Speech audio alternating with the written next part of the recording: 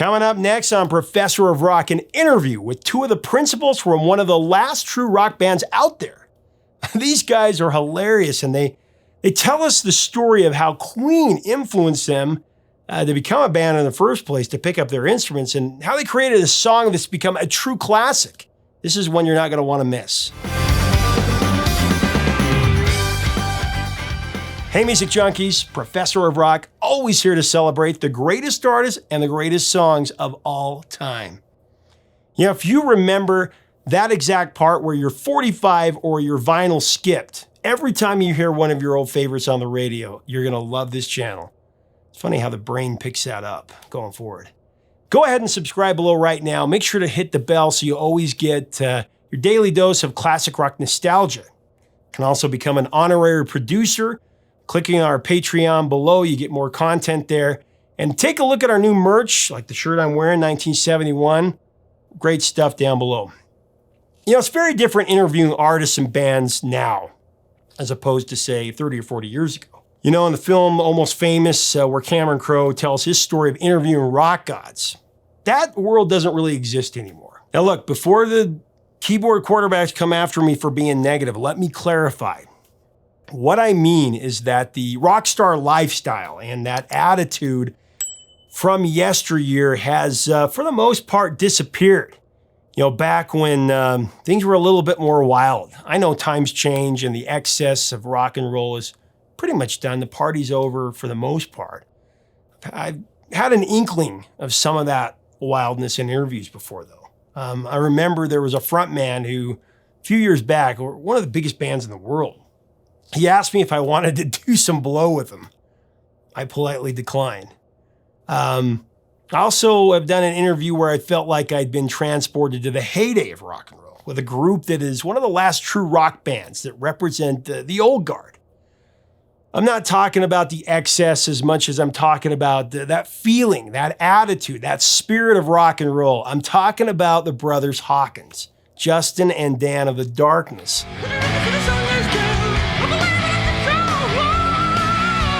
These guys were hilarious. When they first came out, they blew up our radio. Hanging out with them was a blast.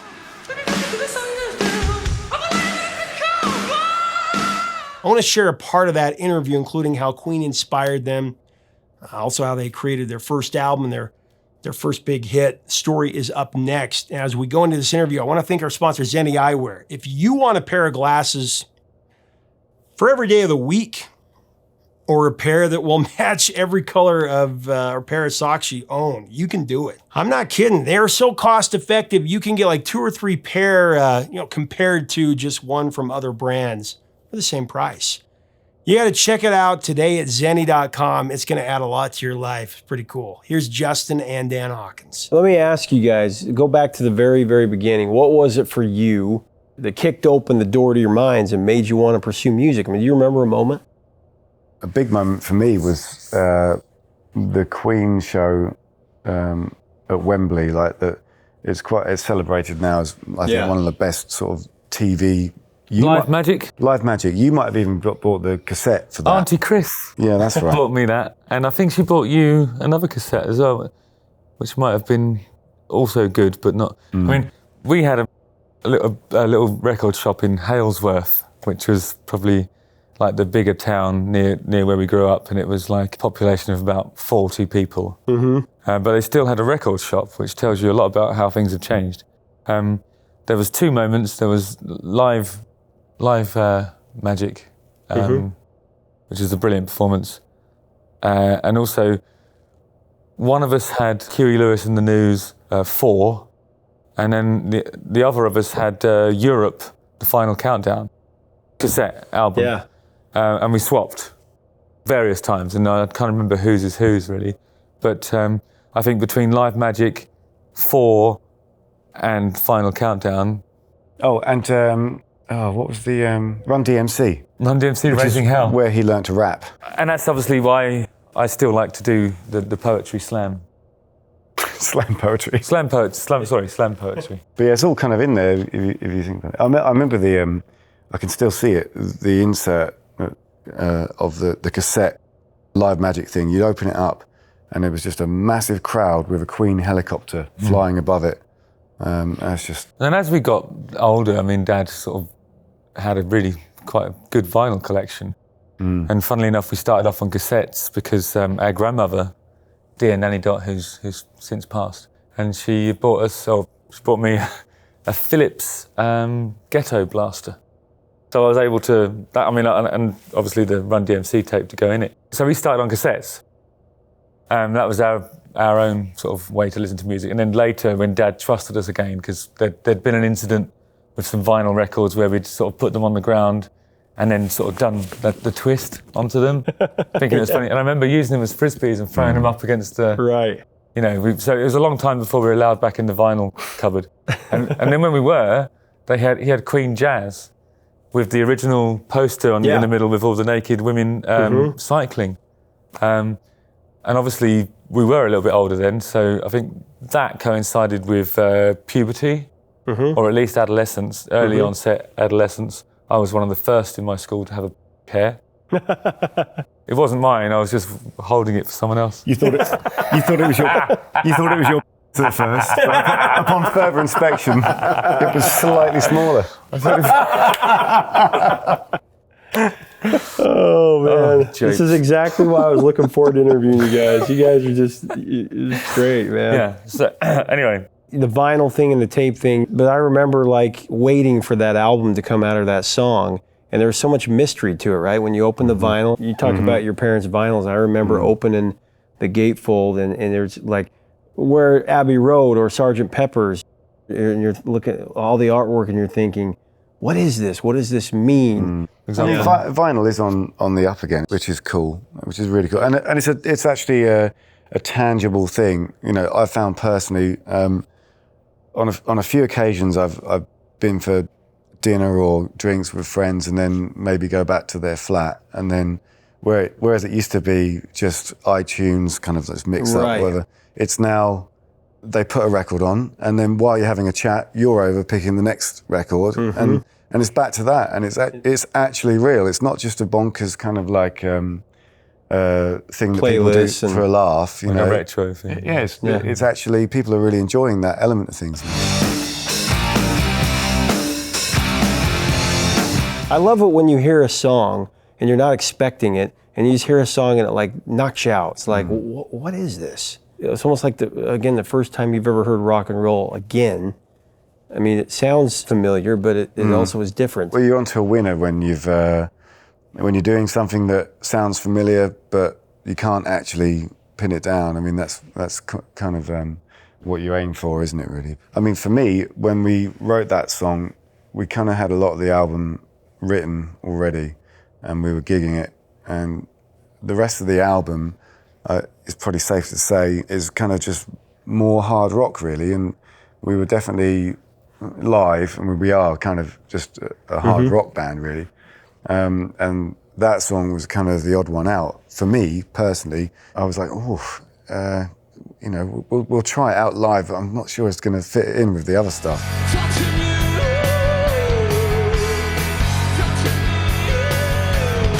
Obviously, it went down like a storm. When I heard "Touching You, Touching Me," it kind of reminded me almost like a little bit of It reminded you of your time in Borstal. It was almost like a little bit of a tip of the hat to Sweet Caroline, a little bit, you know? Yeah, I have always been a massive fan of Neil Diamond.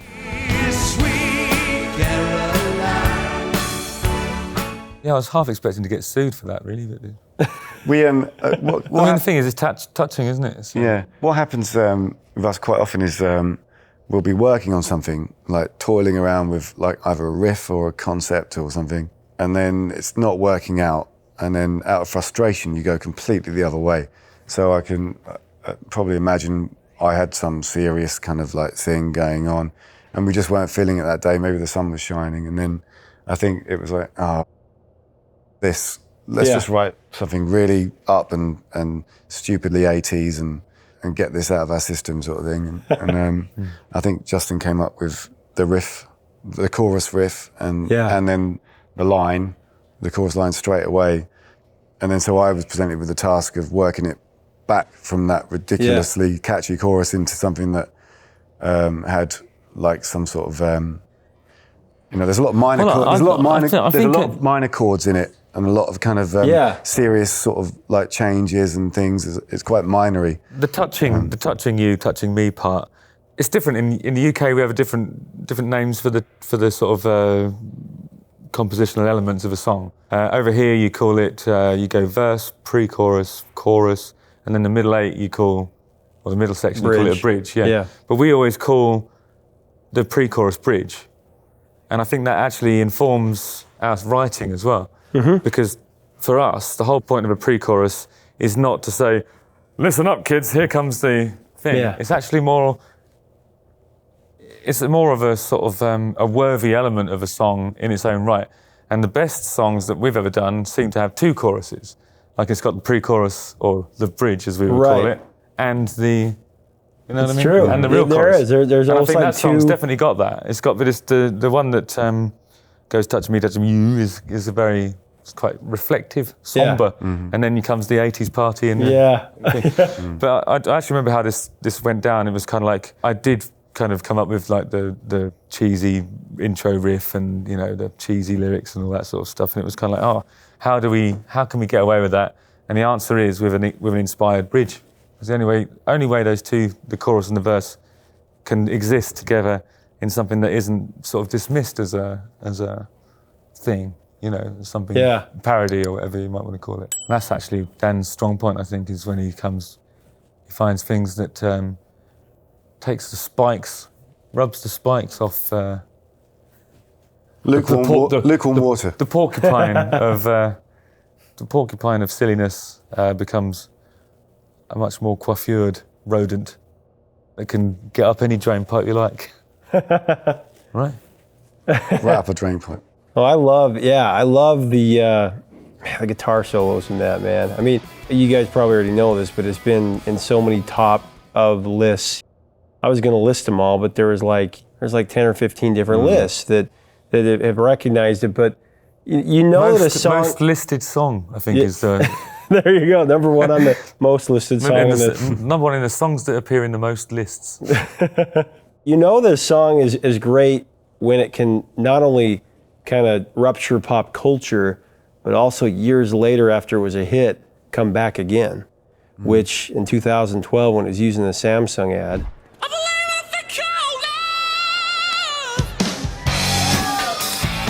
It went back to number one on the iTunes chart. The choice of champions.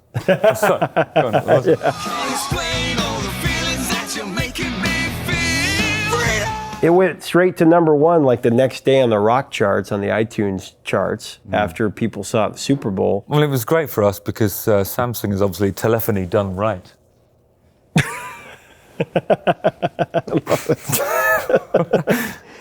It was on Guitar Hero and Sing Stars, the video games, but also Bridget Jones' Edge of Reason. I went to the meeting about that when they were asking about that song.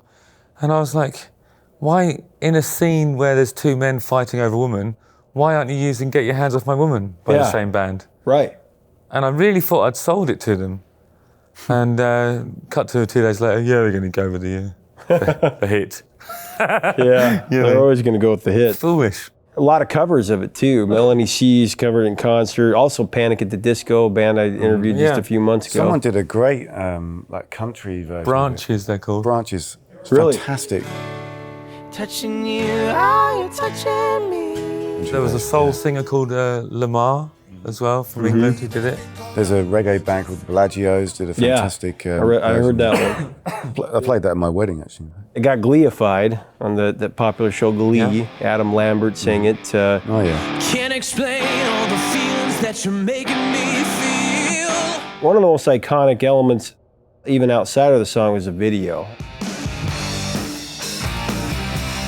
Take me through the video. Did you guys have a part in kind of putting that together, or the ideas of what you were kind of doing, or? Yeah. It's a super organic process between us and the director, Alex Smith. The visual element of The Darkness has always been very important.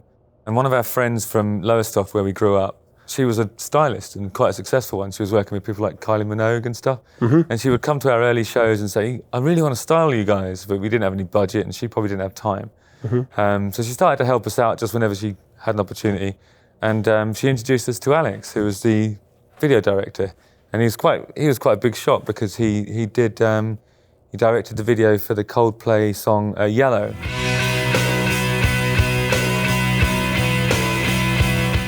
Where he's walking along a beach and then it's all one shot and then it appears to become dark, which is, I think it must have won some prizes or something. So he was hot. And when we met him, we clicked straight away and he said, okay, well, look, let's make a video now. We made a video for I Believe in a Thing Called Love in his house on the day we met him. And it was, you know, it had a lot of the same elements. It was me coming out of a bath. It was everyone emerging from stuff. There was lightning coming out of guitars, which he put on in post. And it was really, it looked like it cost more than no money. I wouldn't say it looked like a Michael Jackson video or something, but it was definitely amazing what he did.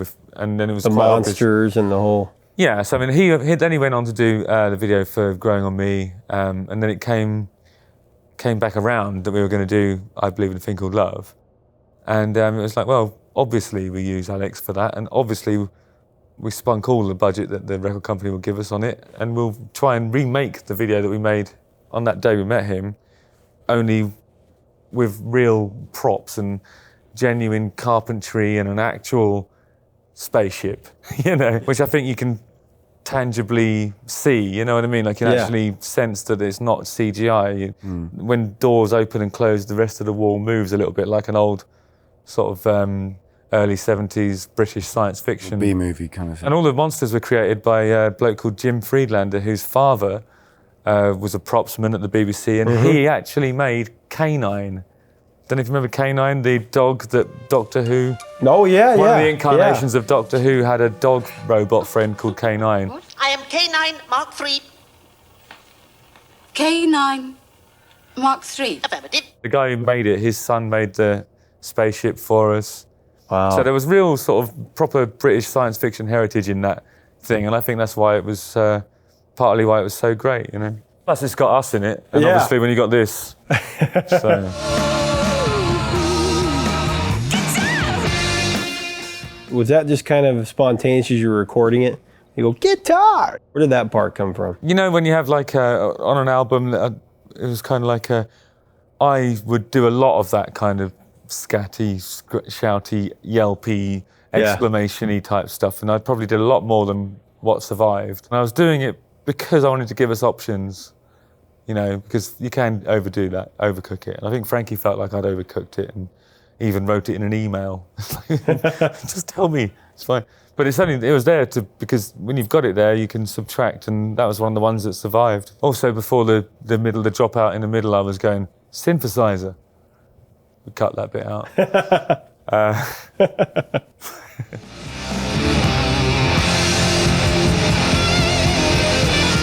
Hey, leave us a comment about The Darkness. Don't you just love these guys? They're so entertaining. What's your take on this modern classic, I Believe in a Thing Called Love? I love that song. When it first came out, it was just amazing. Make sure to subscribe below and click the bell so you never miss out on our videos. We'd love to have you as part of our community, as part of our Patreon as well.